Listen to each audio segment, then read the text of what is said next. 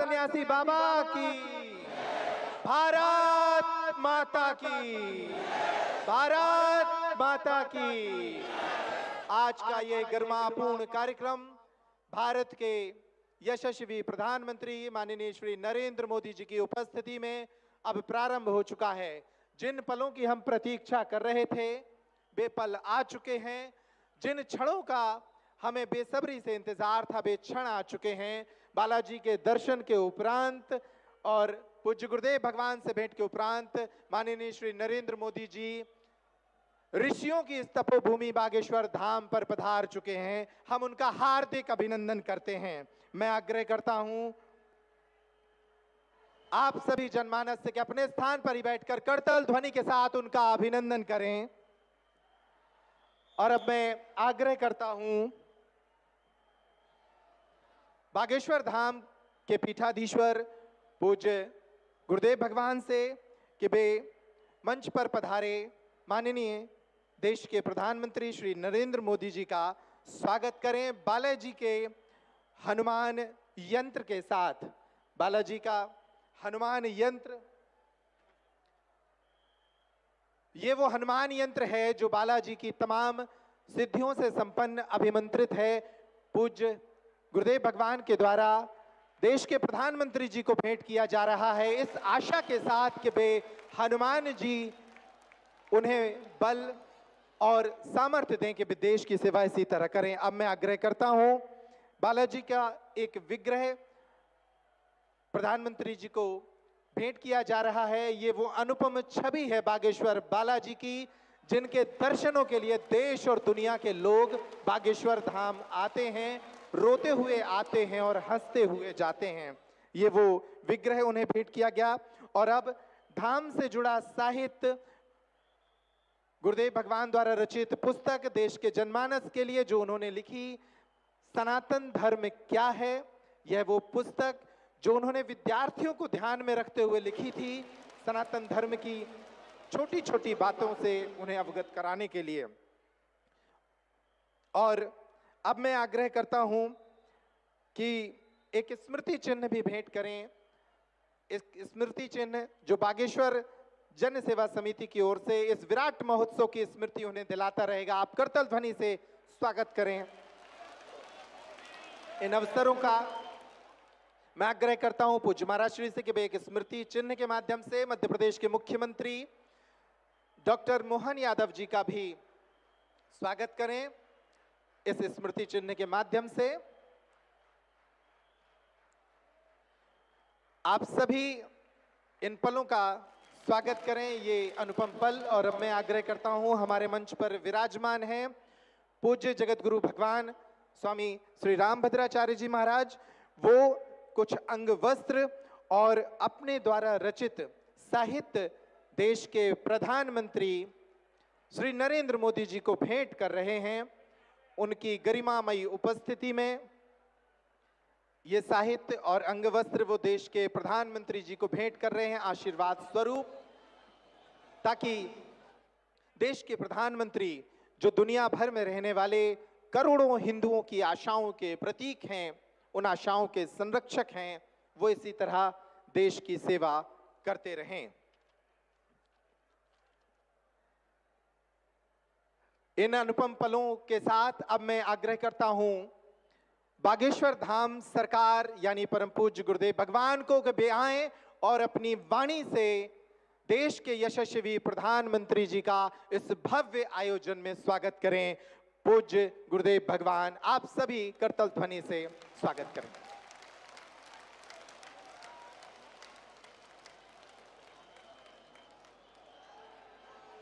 जय श्री राम।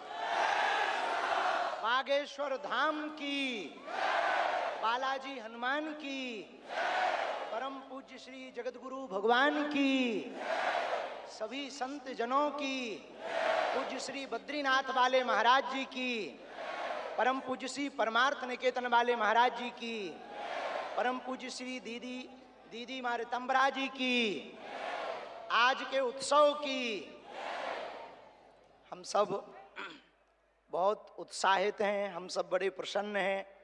आज पावन तीर्थ बागेश्वर धाम बुंदेलखंड की वो भूमि जो वीरों की भूमि है, हीरों की भूमि है, संतों की भूमि है, महंतों की भूमि है। और एक अनूठा पल बुंदेलखंड के इतिहास में आया है कि परम पूज्यपाद एक तरफ संत भगवान व्यासपीठ के महापुरुष विराजमान हैं, तो दूसरी तरफ विश्व के सबसे लोकप्रिय नेता भारत के यशस्वी माननीय प्रधानमंत्री जी विराजमान।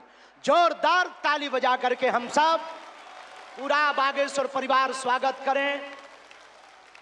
पीछे तक हम सब जोरदार ताली बजा करके आपका हरे हर।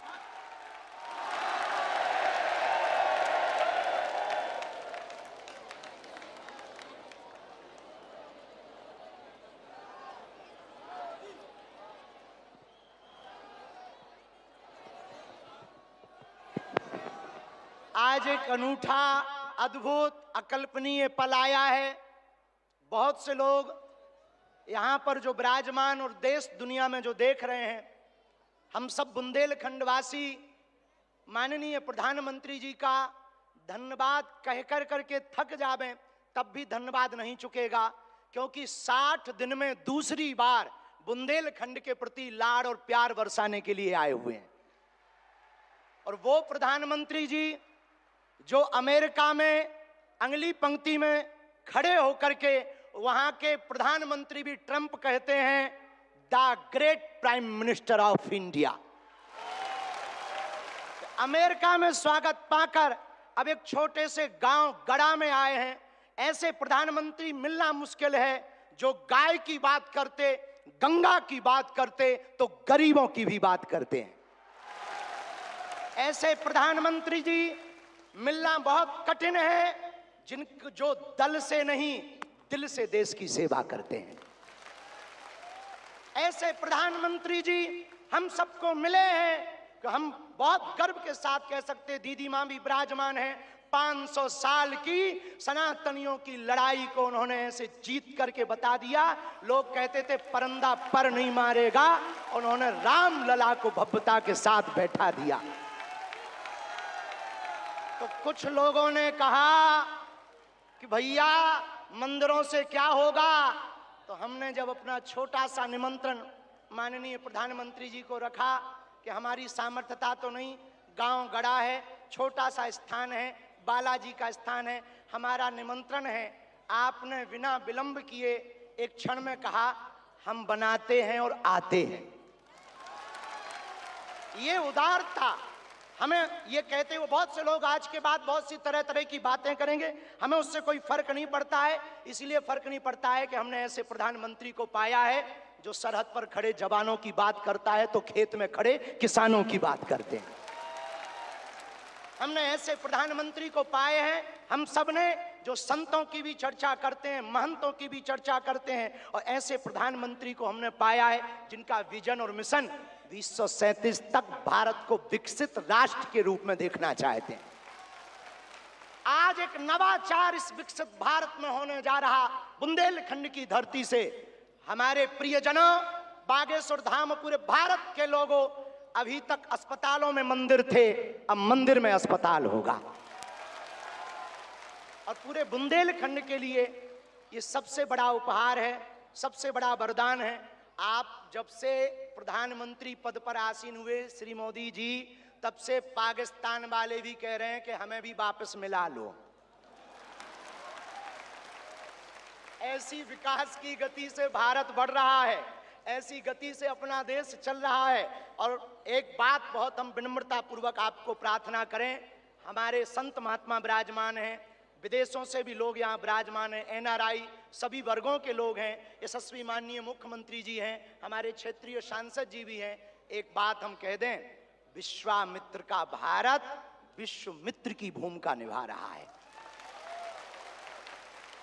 कल तक जो पिछली पंक्तियों में भारत को खड़ा किया जाता था, आज रेड कारपेट बिछा करके पूरा विश्व स्वागत कर रहा हो। बुरा ना मानना, हम बात को विराम करने के पहले कह दें, यूक्रेन वाले प्रधानमंत्री जी की पुतिन से बात नहीं होती, पुतिन की ट्रंप से नहीं होती, लेकिन एक अपने प्रधानमंत्री जी हैं जो तीनों से कर लेते हैं। और अद्भुत ये देखना ये विश्व मित्र भारत है हमारा, जो वर्तमान में विश्व मित्र की भूमिका निभा रहा। और अद्भुत देखना, गड़ा गांव बागेश्वर धाम सन्यासी बाबा की तपोभूमि पर आ गए तो भैया आपने अपने माननीय प्रधानमंत्री जी ने अपने विजन और मिशन से चांद पर भी तिरंगा फहरा दिया। अब हम माननीय प्रधानमंत्री जी को कहें, आप जहां आए हैं, एक समय ऐसा था कि हमारे यहाँ विधायक भी 5 साल में एक बार आते थे। अब आप आ गए हैं तो हमें लगता है हमारा बुंदेलखंड निश्चित रूप से आपको बहुत बहुत सब बधाई दे रहे हैं, आशीर्वाद दे रहे हैं, सब साधुवाद दे रहे हैं, सब आपके प्रति बहुत भाव प्रकट कर रहे हैं। अत्यधिक ना कहें, क्योंकि ज़्यादा पूज्यपाद गुरुजी भी बैठे, ज़्यादा कुछ बोल जाएंगे तो गड़बड़ हो जाएगा। लेकिन अंत में यही कहेंगे, आपका स्नेह जो बुंदेलखंड के प्रति है वो बना रहे, और हमारा बुंदेलखंड और हमारा देश आपके नेतृत्व में ऐसे ही दिशा और दशा सुधार करता हुआ विकसित राष्ट्रों में पहुंचे। हम साधु समाज और बुंदेलखंड वासी तो हम वो हैं कि राम जी को 14 साल का वनवास मिला था तो 12 साल यहीं रख लिया था चित्रकूट में। तो हम चाहेंगे कि आप ऐसे ही बार बार आते रहें, और पूरे बुंदेलखंड के लिए यह अस्पताल लगभग 2 से 3 वर्ष में पूर्ण करेंगे। सबके सहयोग से आप आ गए तो हो ही जाना है पूरा, और इसको मेडिकल कॉलेज बनाने का हमारा विचार है, और बालाजी पूर्ण करवाएंगे, सन्यासी बाबा का तप इसको पूर्ण करवाएंगे। अब अस्पतालों से कृपा भी मिलेगी, दवा भी मिलेगी, ज्ञान भी होगा तो विज्ञान भी होगा। और हम आपको निवेदन करें, अतिशयोक्ति हो जाए तो क्षमा करना, हमारे ब्याह में भले ही नहीं आप आइयो, पर उद्घाटन में अगर समय मिल जाए तो आप पहुंचे। माननीय प्रधानमंत्री जी अभी जब माताजी को मिल रहे थे तो हमारी माताजी से कह रहे थे, हम तुम्हारी माताजी पर्ची खोल रहे, और माताजी से बोले अब तुम्हारे मन में ये चल रहा है कि ब्याह हो जाए। उस वक्त तो हम नहीं कह पाए, तो हम कहेंगे हमारी बारात में आप भले ना।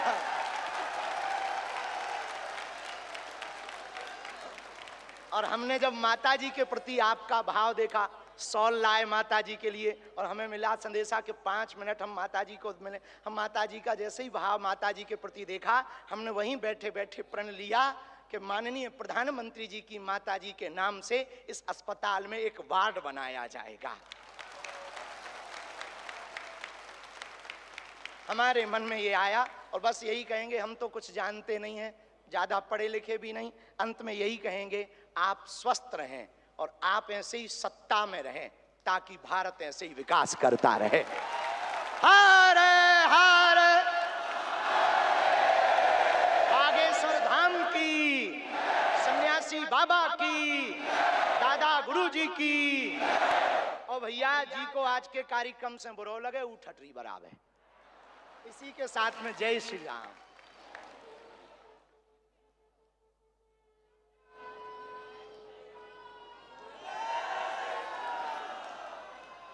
सीताराम।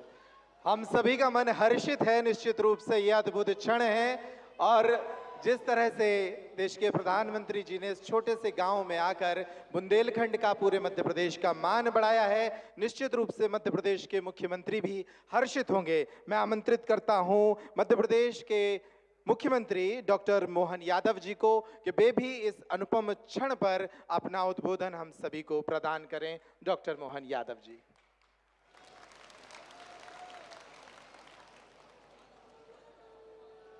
आज का दिन वास्तव में एक अलग प्रकार के आनंद का, उत्साह का, उमंग का, और खासकर बुंदेलखंड की धरती पर यशस्वी प्रधानमंत्री, मैं एक बार अपनी ओर से, सरकार की ओर से और आप सबकी ओर से आपका स्वागत करता हूं, अभिनंदन करता हूं। बोले बागेश्वर धाम की, महाराजा छत्रसाल की। आज यहाँ यशस्वी प्रधानमंत्री का जब आगमन हुआ है, उसके साथ साथ सारा संत वृंद अपना आशीष देने के लिए, आज का दिन तो देवता भी आशीर्वाद दे रहे होंगे, इतना भव्य धाम अपना जगमगा रहा। इंद्र का इंद्रासन भी आज अलग प्रकार से कहीं न कहीं थोड़ी ईर्ष्या कर रहा होगा। हमारे बीच परम पूज्य जगत गुरु साध्वी दीदी, चिदम्बरम महाराज साहब, सभी संत वृंद, हमारे माननीय अध्यक्ष जी, माननीय गवर्नर साहब, यशस्वी प्रधानमंत्री के साथ जब विराजमान है, मैं थोड़ी धृष्टता के साथ कह रहा हूं कि हमारे लिए वास्तव में ये बुंदेलखंड के प्रति पहली बार हो रहा है यशस्वी प्रधानमंत्री का इतना स्नेह कि हमारे लिए पहले यहाँ ये बुंदेलखंड की धरती यशस्वी प्रधानमंत्री के आने से केन बेतवा नदी के माध्यम से पूरे क्षेत्र के लिए जल की इतनी बड़ी सौगात दी, वाकई अद्भुत दी है।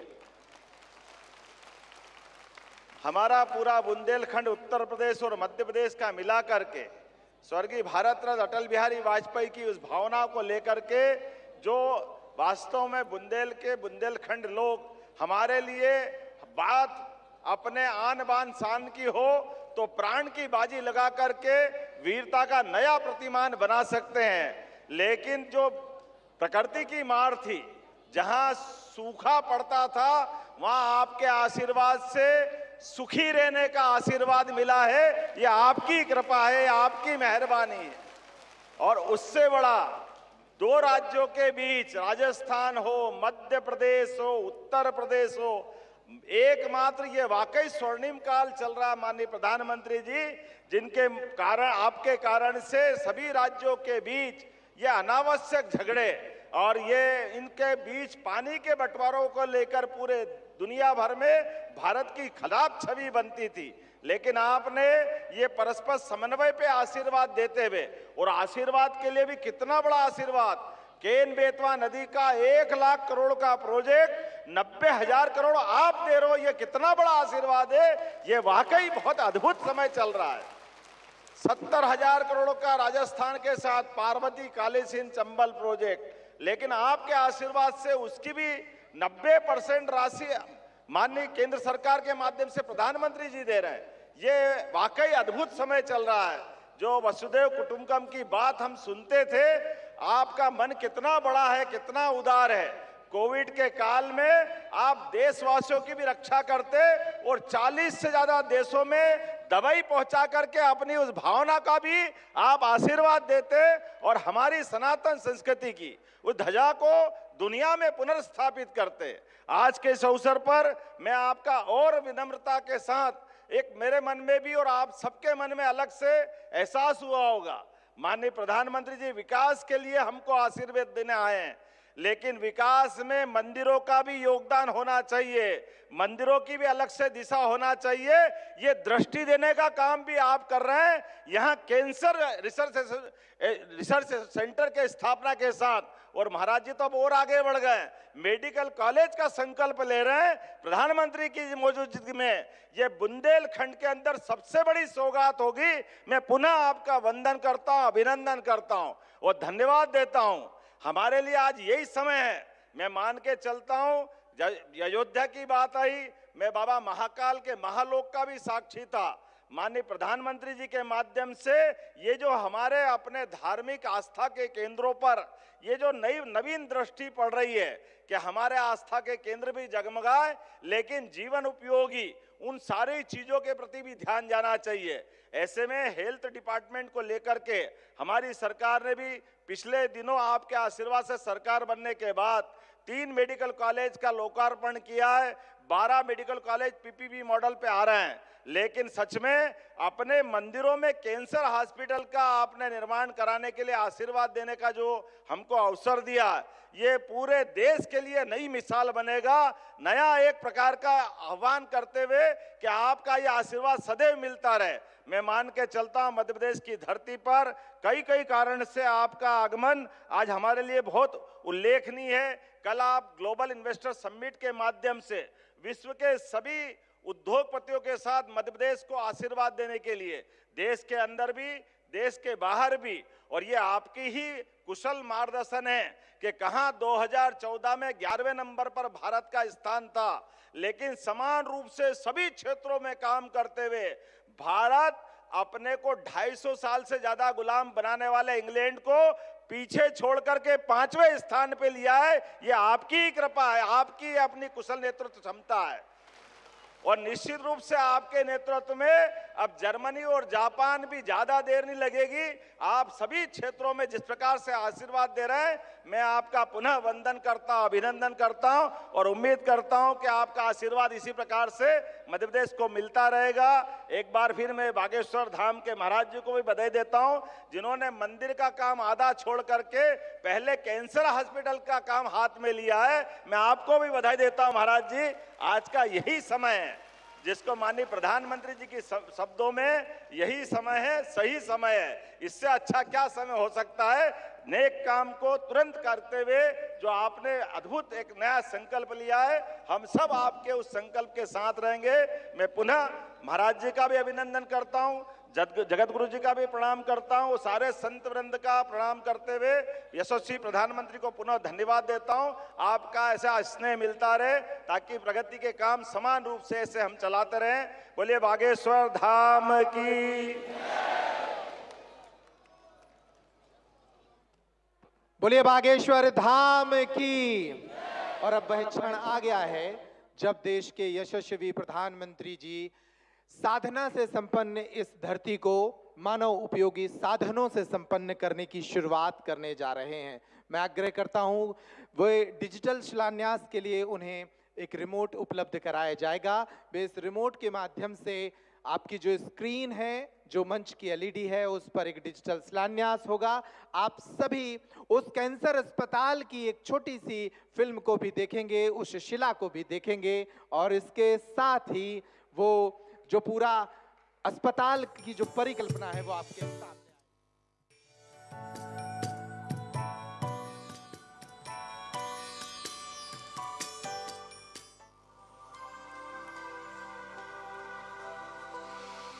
इन बीमारियों को पहले असाध्य माना जाता, आज उनके इलाज मौजूद है।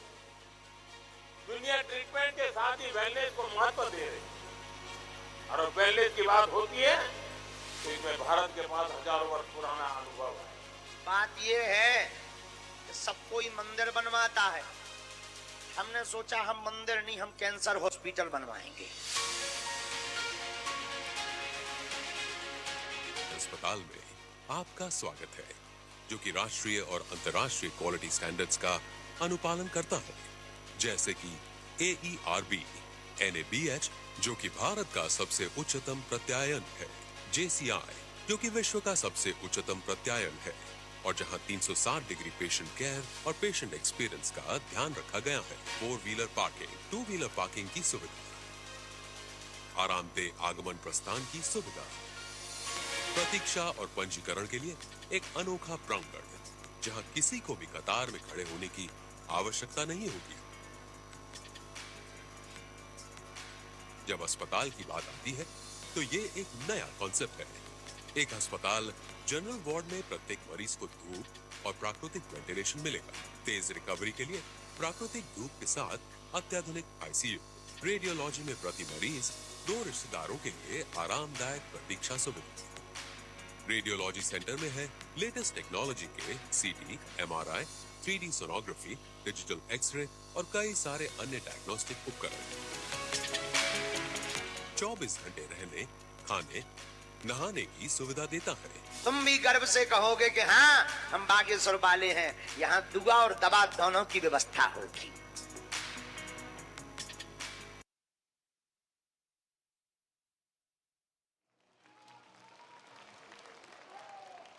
बोलिए बागेश्वर धाम की। ये फिल्म जरूर 2 मिनट की है, लेकिन ये 2 वर्ष पुराना संकल्प है और आने वाले 2 वर्षों में पूर्ण होगा और कई लोगों के काम आएगा। अब वो अवसर है जब हम सभी देश के यशस्वी प्रधानमंत्री जी को सुने। मैं उनसे आग्रह करता हूं कि वे पोडियम पर अपने उद्बोधन के लिए आए। हम सभी तब तक तालियां बजाएं, तब तक वो पोडियम पे ना पहुंचे।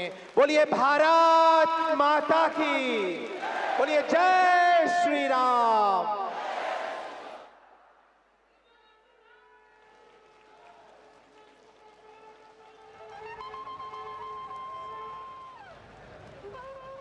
भैया हरो बोलो, मतंगेश्वर भगवान की, बागेश्वर धाम की, जय जटाशंकर धाम की। अपुन औरण खां मोरी तरफ से दो ही हाथ जोड़ के राम राम जो। कार्यक्रम में उपस्थित मध्य प्रदेश के गवर्नर श्री मंगू भाई पटेल, मुख्यमंत्री भाई मोहन यादव जी, जगत गुरु पूज्य रामभद्राचार्य जी, बागेश्वर धाम के पीठाधीश्वर श्री धरेंद्र शास्त्री जी, दीदी मां साध्वी ऋतंबरा जी, स्वामी चिदानंद सरस्वती जी, महंत श्री बालक योगेश्वर दास जी, इसी क्षेत्र के सांसद विष्णुदेव शर्मा जी, अन्य महानुभाव और प्यारे भाई और बहनों,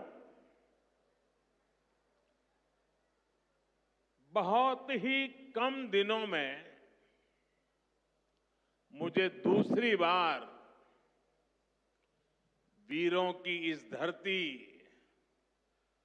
बुंदेलखंड आने का सौभाग्य मिला है। और इस बार तो बालाजी का बुलावा आया है।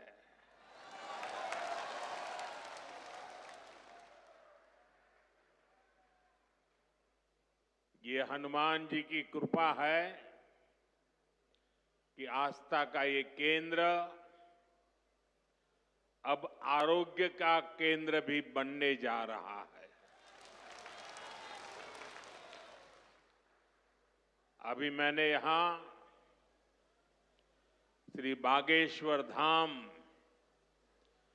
Medical science and research institute का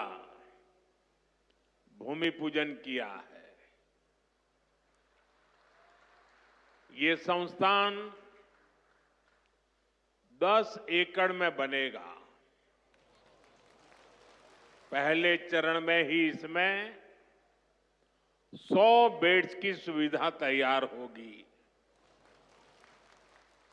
मैं इस पुनीत कार्य के लिए श्री धीरेन्द्र शास्त्री जी का अभिनंदन करता हूं और बुंदेलखंड के लोगों को बहुत बहुत बधाई देता हूं।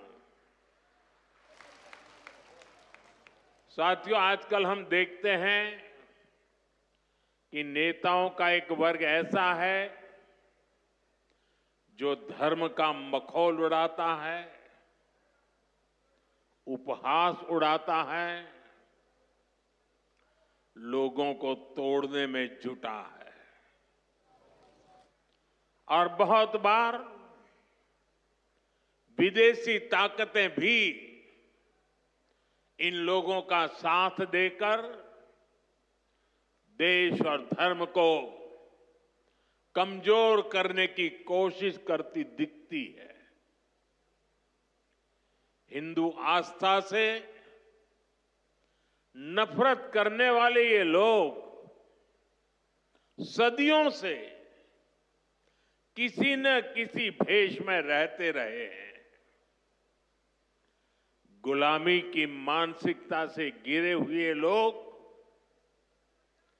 हमारे मत, मान्यताओं और मंदिरों पर, हमारे संत, संस्कृति और सिद्धांतों पर हमला करते रहते हैं।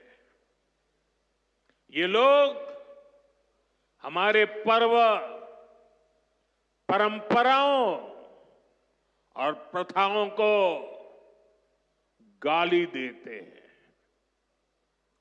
जो धर्म, जो संस्कृति स्वभाव से ही प्रगतिशील है, उस पर ये कीचड़ उछालने की हिम्मत दिखाते हैं। हमारे समाज को बांटना, उसकी एकता को तोड़ना ही इनका एजेंडा है। इस माहौल में मेरे छोटे भाई धीरेन्द्र शास्त्री जी काफी समय से देश में एकता के मंत्र को लेकर लोगों को जागरूक करते रहते हैं। अब उन्होंने समाज और मानवता के हित में एक और संकल्प लिया है। इस कैंसर संस्थान के निर्माण की ठानी है। यानी अब यहां बागेश्वर धाम में भजन, भोजन और निरोगी जीवन तीनों का आशीर्वाद मिलेगा। साथियों, हमारे मंदिर, हमारे मठ, हमारे धाम ये एक और पूजन और साधना के केंद्र रहे हैं, तो दूसरी ओर विज्ञान और सामाजिक चिंतन के भी, सामाजिक चेतना के भी केंद्र रहे हैं। हमारे ऋषियों ने ही हमें आयुर्वेद का विज्ञान दिया। हमारे ऋषियों ने ही हमें योग का वो विज्ञान दिया जिसका परचम आज पूरी दुनिया में लहरा रहा है।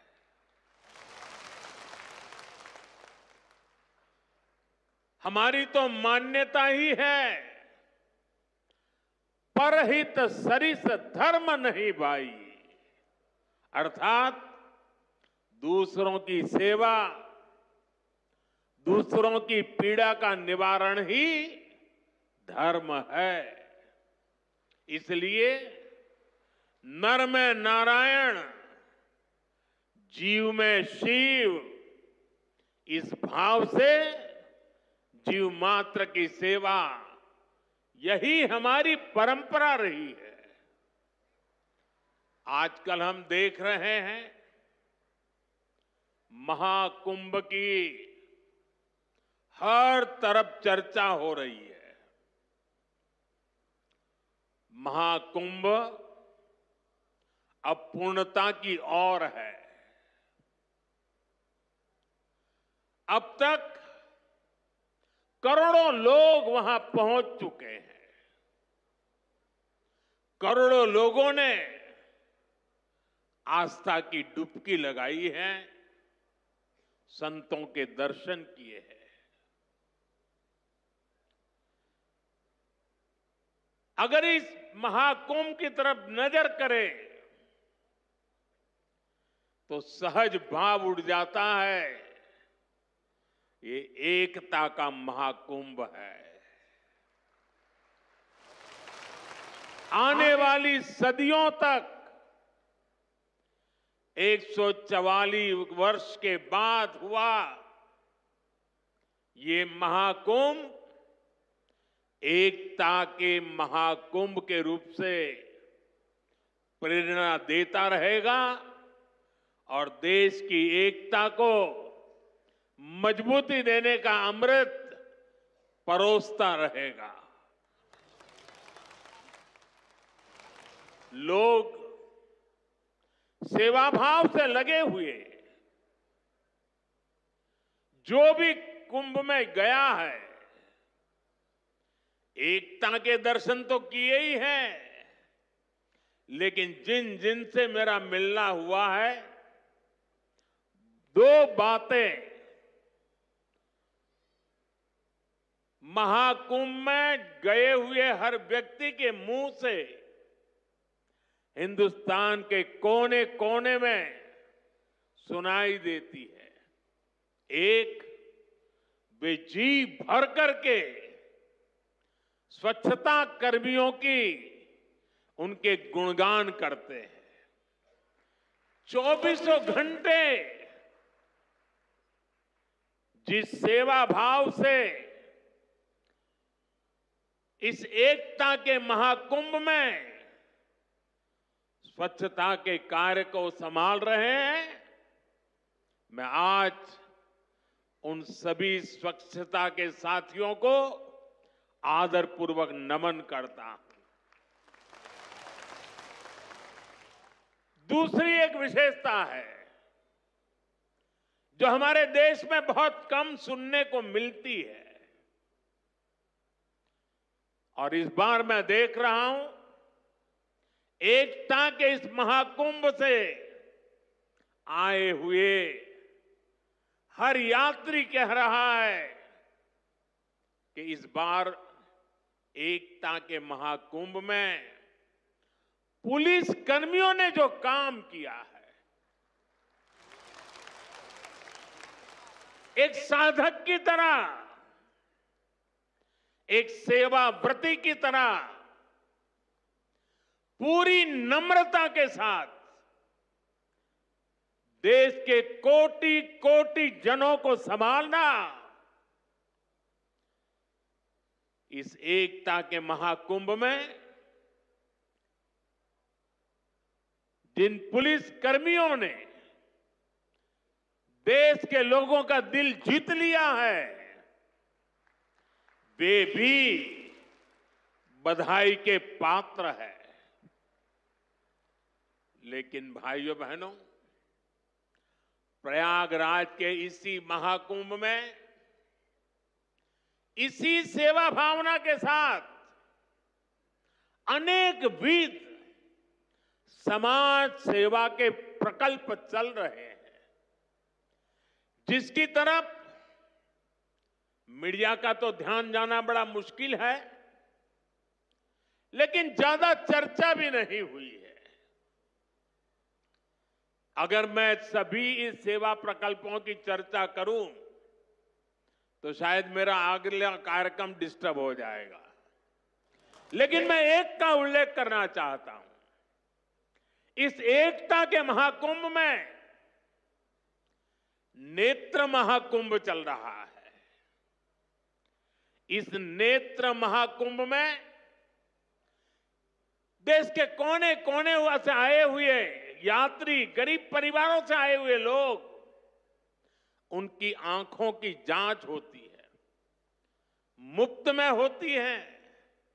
नेत्र चिकित्सक देश के गणमान्य डॉक्टर 2 महीने से वहां बैठे हुए हैं, और इस नेत्र महाकुंभ में अब तक 2 लाख से ज्यादा मेरे भाई बहनों की आंखों की जांच हो चुकी है। करीब 1.5 लाख लोगों को निःशुल्क दवाई और चश्मे दिए गए हैं, और कुछ लोग ऐसे पाए गए जिनके मोती बिंदु के ऑपरेशन की जरूरत थी। तो इस नेत्र महाकुंभ से चित्रकूट और अगल बगल के स्थानों पर जहां पर अच्छी नेत्र चिकित्सा की अस्पतालें थी, करीब 16,000 मोतियाबिंद के ऑपरेशन के लिए उन अस्पतालों में भेज करके एक भी पैसे का खर्च बिना उन सबके मोतियाबिंद के ऑपरेशन किए गए हैं। ऐसे कितने ही अनुष्ठान इस एकता के महाकुंभ में चल रहे हैं। भाइयों बहनों, ये सब कौन कर रहा है? हमारे साधु संतों के मार्गदर्शन में हजारों डॉक्टर्स, हजारों स्वयंसेवक स्वतः स्फूर्त भाव से, समर्पित भाव से, सेवा भाव से इसमें लगे हुए हैं। जो लोग एकता के इस महाकुंभ में जा रहे हैं, वो इन प्रयासों की सराहना कर रहे हैं। भाइयों बहनों, ऐसे ही भारत में कितने ही बड़े बड़े अस्पताल भी हमारी धार्मिक संस्थाओं द्वारा चलाए जा रहे हैं। धार्मिक ट्रस्ट के द्वारा हेल्थ और साइंस से जुड़े कितने ही रिसर्च इंस्टीट्यूट्स चलाए जा रहे हैं। करोड़ों गरीबों का इलाज और सेवा इन संस्थानों में होती है। मेरी दीदी मां यहां बैठी है। अनाथ बालिकाओं के लिए जिस प्रकार से समर्पण भाव से वो सेवा करती है, अपना जीवन बेटियों के लिए उन्होंने समर्पित कर दिया। साथियों, यहीं पास में हमारे बुंदेलखंड का चित्रकूट, प्रभु राम से जुड़ा ये पवित्र तीर्थ खुद दिव्यांगों और मरीजों की सेवा का कितना बड़ा केंद्र है। मुझे खुशी है इस गौरवशाली परंपरा में बागेश्वर धाम के रूप में एक और नया अध्याय जुड़ने जा रहा है। अब बागेश्वर धाम में आरोग्य का आशीर्वाद भी मिलेगा। मुझे बताया गया है यहां 2 दिन बाद महाशिवरात्रि के दिन 251 बेटियों के सामूहिक विवाह महोत्सव का भी आयोजन होगा। मैं इस पुण्य कार्य के लिए भी बागेश्वर धाम की सराहना करता हूं।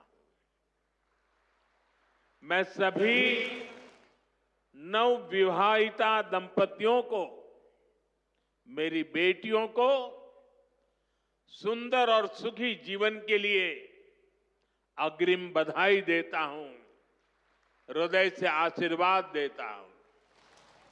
साथियों, हमारे शास्त्रों में कहा गया है, शरीर माध्यम खलु धर्म साधनम, अर्थात हमारा शरीर, हमारा स्वास्थ्य ही हमारे धर्म, हमारे सुख और हमारी सफलता का सबसे बड़ा साधन है। इसलिए जब देश ने मुझे सेवा का अवसर दिया तो मैंने सबका साथ सबका विकास के मंत्र को सरकार का संकल्प बनाया। और सबका साथ सबका विकास के इस संकल्प का भी एक बड़ा आधार है, सबका इलाज, सबको आरोग्य। इस विजन को पूरा करने के लिए हम अलग अलग स्तर पर फोकस कर रहे हैं। हमारा फोकस है बीमारी से बचाव पर। आप मुझे बताइए, यहां स्वच्छ भारत अभियान के तहत टॉयलेट, शौचालय हर गांव में बने हैं कि नहीं बने हैं? इससे आपकी मदद हुई कि नहीं हुई? आपको पता है, शौचालय बनने से एक और फायदा हुआ है। शौचालय बने हैं तो गंदगी से होने वाली बीमारियां भी कम हुई है। एक स्टडी कहती है, जिन घरों में शौचालय बने हैं वहां हजारों रुपये बीमारी पर खर्च होने से बचे हैं। साथियों, 2014 में हमारी सरकार आने से पहले हालात ये थी कि देश में गरीब जितना बीमारी से नहीं डरता था, उससे ज्यादा डर उसे इलाज के खर्च से लगता था। अगर परिवार में कोई एक व्यक्ति भी गंभीर बीमारी का शिकार हो जाए तो पूरा परिवार संकट में आ जाता था। मैं भी आप सबकी तरह गरीब परिवार से निकला हूं। मैंने भी इन तकलीफों को देखा है और इसलिए मैंने संकल्प किया है, मैं इलाज का खर्च कम करूंगा और आपकी जेब में ज्यादा से ज्यादा पैसे बचाऊंगा। मैं आपको बार बार हमारी सरकार की कुछ योजना, कल्याणकारी योजनाओं की जानकारी देता रहता हूं ताकि एक भी जरूरतमंद योजनाओं से छूटे नहीं। इसलिए मैं कई जरूरी बातें आज फिर यहां दोहरा रहा हूं और मैं आशा करता हूं आप इसे याद भी रखेंगे और अपने परिचितों को जरा बताएंगे भी। बताएंगे ना? पक्का बताएंगे? ये भी सेवा का ही काम है। इलाज के खर्च का बोझ कम होना चाहिए कि नहीं होना चाहिए? इसलिए मैंने हर गरीब के मुफ्त इलाज की व्यवस्था कर दी है। 5 लाख तक का इलाज बिना किसी खर्च के। किसी बेटे को अपने मां बाप के इलाज के लिए 5 लाख रुपए तक खर्च नहीं करना पड़ेगा। ये दिल्ली में आपका जो बेटा बैठा है ना, वो काम वो करेगा। लेकिन इसके लिए आपको आयुष्मान कार्ड बनवाना है। मुझे आशा है कि यहां बहुत सारे लोग होंगे जिनका आयुष्मान कार्ड जरूर बना होगा। जिनका नहीं बना है वो भी जल्दी से बनवा ले। और मैं मुख्यमंत्री जी को भी कहूंगा कि इस काम को, इस क्षेत्र में अगर कोई छूट गए हो तो तेजी से इसको आगे बढ़ाया जाए। साथियों, एक और बात आज आपको याद रखनी है। अब गरीब, अमीर, मध्यम वर्ग, कोई भी परिवार हो, परिवार में 70 साल से अधिक उम्र के सभी बुजुर्गों के लिए भी मुफ्त इलाज के लिए आयुष्मान कार्ड बन रहे हैं। ये कार्ड भी ऑनलाइन ही बन जाएंगे। इसके लिए कहीं किसी को कोई पैसा देना नहीं है और अगर कोई पैसे मांगता है तो सीधे मुझे चिट्ठी लिखना, बाकी काम मैं कर लूंगा।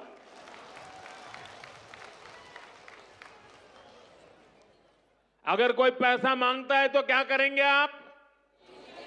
लिखेंगे?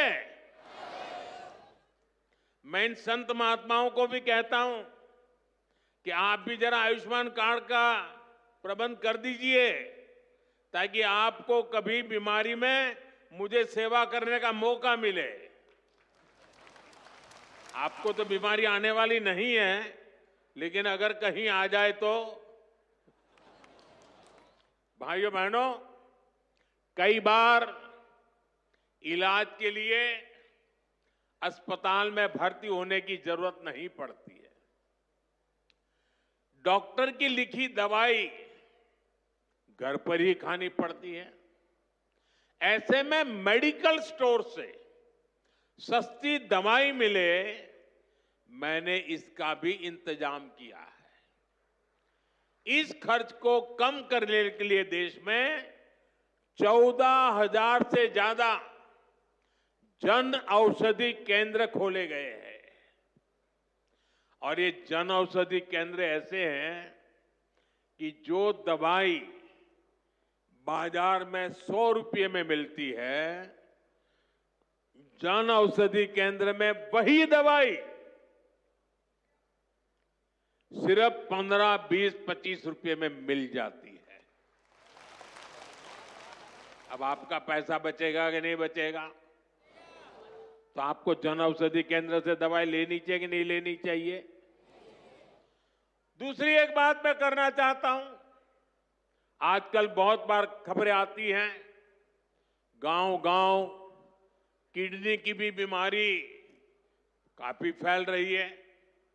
अब किडनी की बीमारी जब बढ़ जाती है तो लगातार डायलिसिस करानी पड़ती है, नियमित रूप से करानी पड़ती है, दूर दूर जाना पड़ता है, खर्चा बहुत लगता है। आपकी ये मुसीबत कम हो, इसलिए हमने देश के 700 से ज्यादा जिलों में 1,500 से ज्यादा डायलिसिस सेंटर खोले हैं। यहां मुफ्त डायलिसिस की सुविधा भी उपलब्ध है। सरकार की इन सब योजनाओं की जानकारी आपको भी होनी चाहिए और आपको अपने परिचितों में भी सबको बताना चाहिए। तो मेरा इतना काम करोगे? जरा सब हाथ ऊपर करके बताइए, करोगे? आपको पुण्य मिलेगा। ये सेवा का काम है। साथियों, बागेश्वर धाम में कैंसर मरीजों के लिए इतना बड़ा अस्पताल खुलने जा रहा है, क्योंकि कैंसर अब हर जगह बड़ी परेशानी बन रहा है। इसलिए आज सरकार, समाज, संत सब कैंसर के खिलाफ लड़ाई में मिलकर प्रयास कर रहे हैं। भाइयों बहनों, मुझे पता है गांव में अगर किसी को कैंसर हो जाए तो उससे लड़ना कितना मुश्किल होता है। पहले तो बहुत दिनों तक पता ही नहीं चलता कि कैंसर हुआ है। बुखार और दर्द की घरेलू दवाएं ही आमतौर पर लोग लेते रहते हैं, और कुछ लोग तो पूजा जाप में चले जाते हैं कि जी तांत्रिकों के हाथ में फंस जाते हैं। जब तकलीफ बहुत बढ़ जाती है या गांठ दिखने लगती है, तब जाकर बाहर दिखाते हैं, तब पता चलता है कि कैंसर हुआ है। और कैंसर का नाम सुनते ही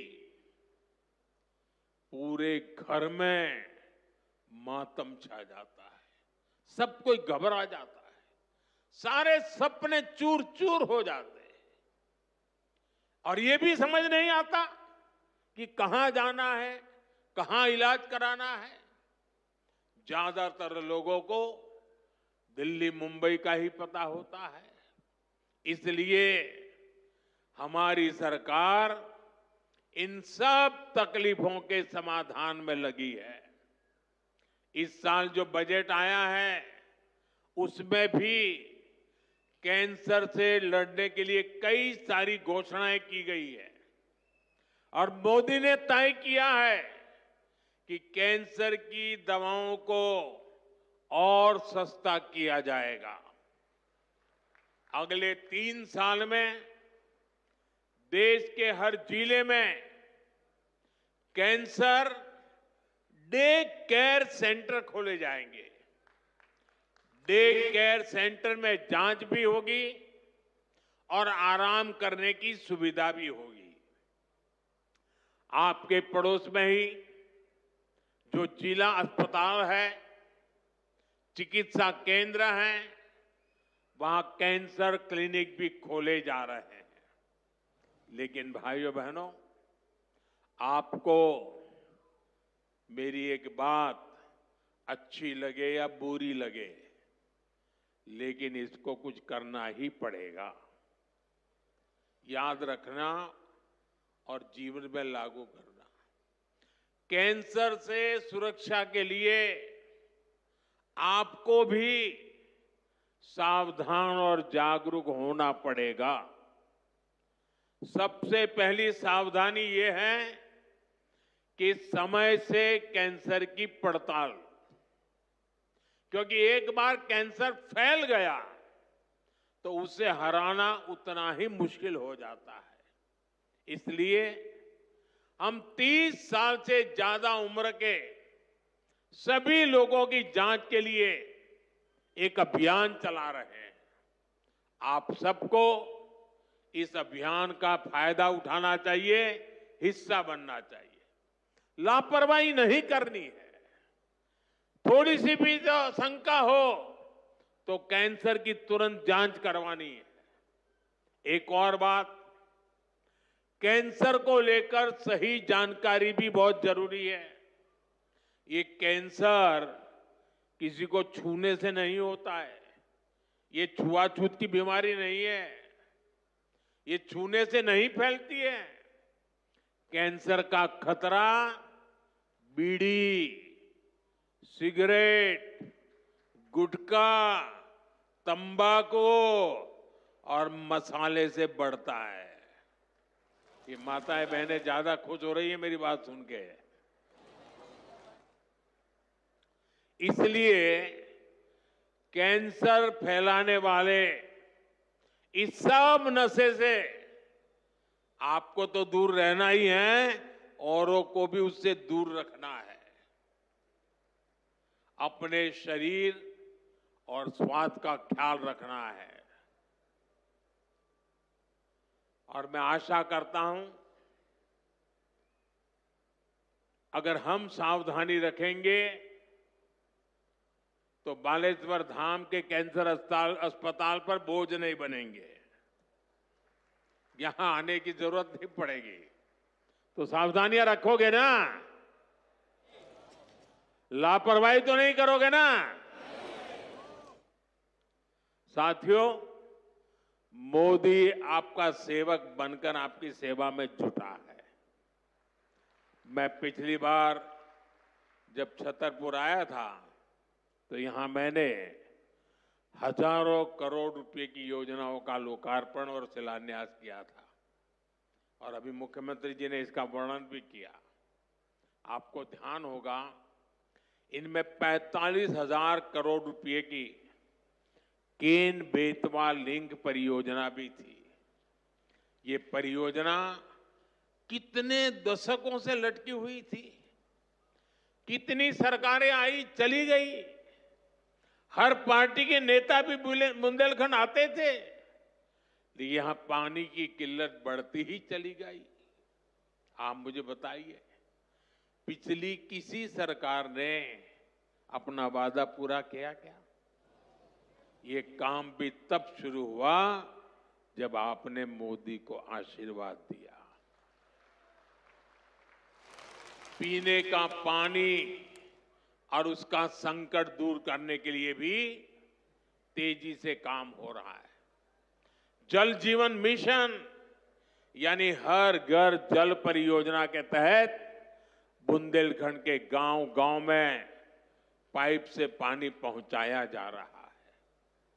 गांव में पानी पहुंचे, हमारे किसान भाई बहनों की तकलीफ दूर हो, उनकी आय बढ़े, हम इसके लिए दिन रात मेहनत कर रहे हैं।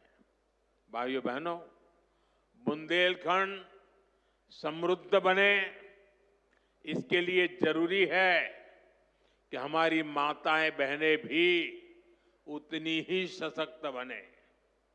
इसके लिए हमने लखपति दीदी और ड्रोन दीदी जैसी योजनाएं शुरू की है।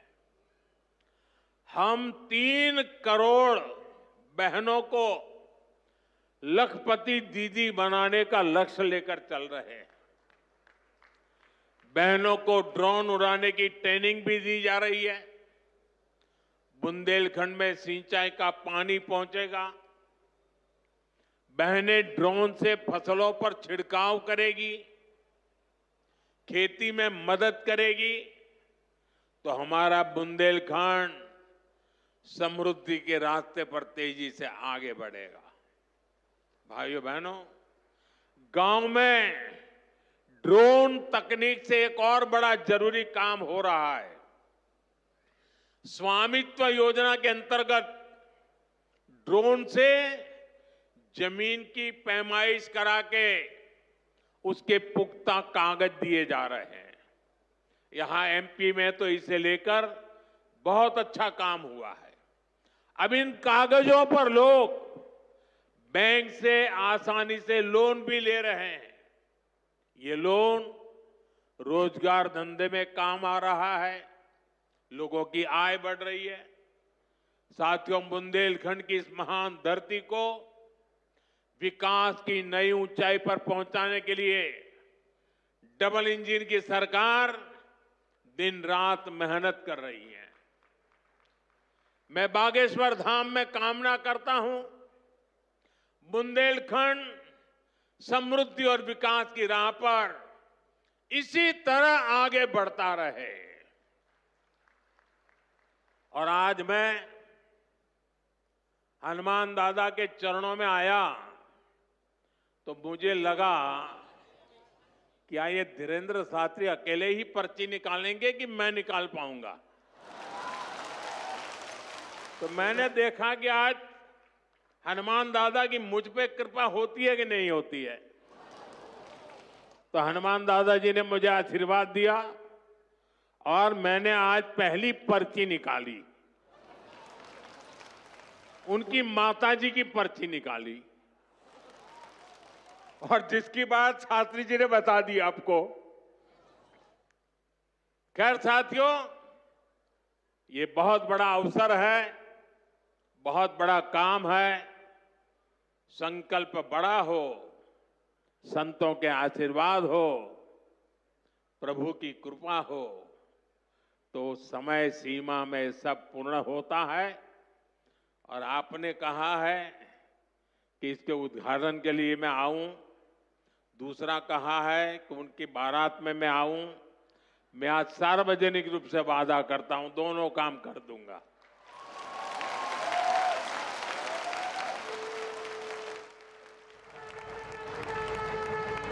आप सभी को एक बार फिर मेरी बहुत बहुत शुभकामनाएं, बहुत बहुत धन्यवाद। हर हर महादेव।